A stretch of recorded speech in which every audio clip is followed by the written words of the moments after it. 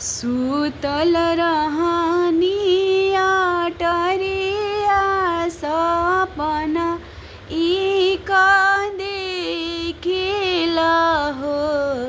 ई सासु दुआरा पे अइले मेहमान त हाथा वाहो त्रिशूल लिहले ना।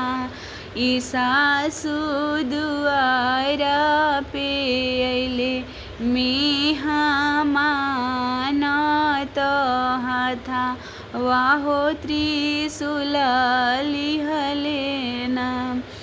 गोर गोर देहिया कपूर जैसन मिर्गा छाला ओढ़ेले हो। ई सासु लम्बी लम्बी केसिया कमर तर केसिया हो कमर तर।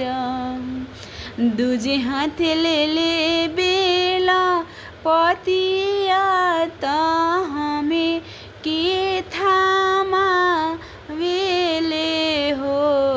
ई सासु हंसी मुहे देबे ले हो दिलासावा सुबही शुभ होई है सुबही शुभ होई है नो हो।